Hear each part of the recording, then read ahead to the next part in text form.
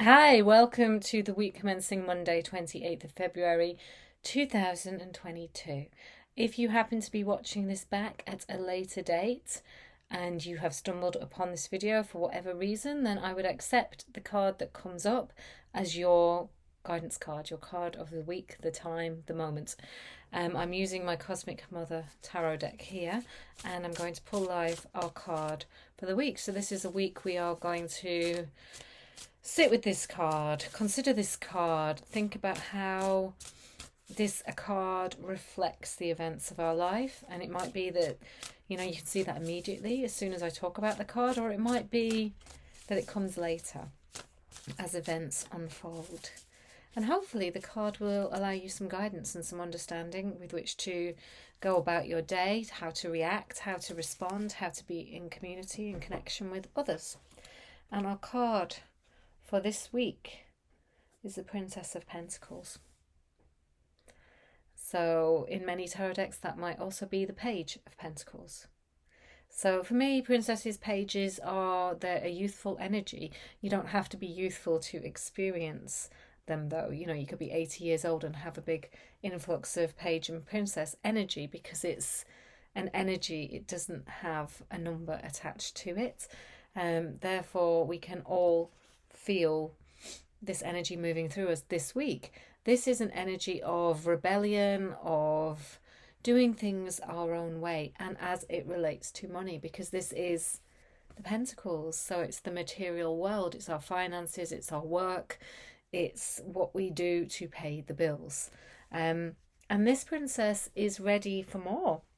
Okay, she might not feel like she's quite there yet. She might not feel like she knows what to do or what the next step is, or how to address any limitations or blockages that she might feel that are in her path. However, she certainly has that desire, and that desire is enough to start the motion towards growth, and that means financial and material growth. And the one thing this princess is not afraid to do is she's not afraid to be herself, which means you are not afraid to be unique.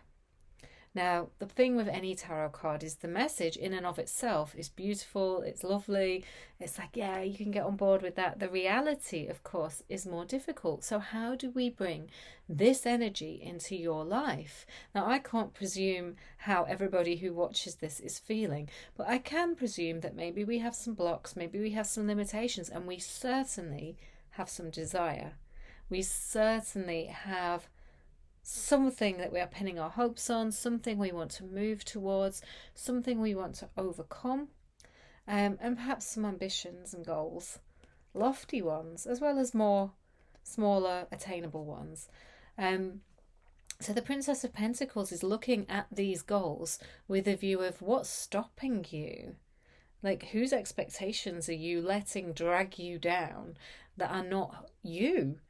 She wants you to strip back to your elemental, earthy, grounded self. Now, that takes work. We might not get it all done this week, okay? It can take therapy, it can take years of introspection, it can take discovering your faith, releasing a lot of crap that's been piled upon you from maybe some well-meaning people, maybe some harmful people, maybe some toxic people.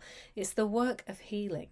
But she approaches healing from a perspective of, I've got this, I can do this, I know who I am. And even if I'm not 100% sure on who I am, maybe a little bit of that has gone adrift with the crazy of life, I'm still bloody willing to find out.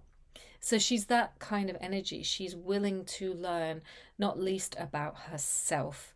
And every time she learns a little bit more, she adds it to her pile of talents, her wisdoms, her knowings, and she keeps on marching towards those goals. And she also has a willingness to receive divine downloads that allow that ambition to change and grow. So she's not like dead set on one particular thing. Maybe she has one goal, but she's willing to take different paths to it. She's willing to get distracted along the way by things that interest her and intrigue her.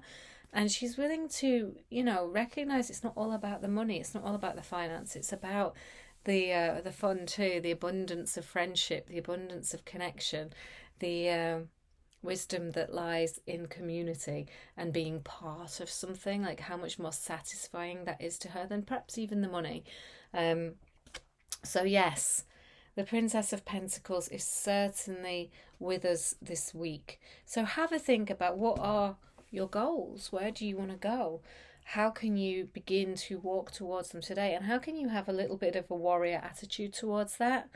You know, when you notice perhaps inner voices that are bringing you down, or telling you that you can't, or telling you that you shouldn't, or telling you that you should probably just wait till you're a bit older or a bit more experienced, or the kids are grown, or, you know, whatever else it is that we tell ourselves, don't put it off, because actually the energy is with you now to at least start sowing seeds, to start stepping towards the things that you really potently desire. And those things that you potently desire are yours. They're not your imagination. Okay, they're not something that you dreamt up and that really don't mean anything, and actually you should probably just go back to the day job and give over to the 9 to 5 and just surrender to it because it's okay, because it pays the bills. Yeah, we all know that. We've all been there. And if that's your bag, then that's your bag. And if you're already in a place that is happy and in those realms, then I don't mean to criticize them. But what I'm saying is, many of us have a passion that we are not pursuing, and the Princess of Pentacles is here to say, now's the time. Now's the time to start to unearth that passion, and to let it rip through your life.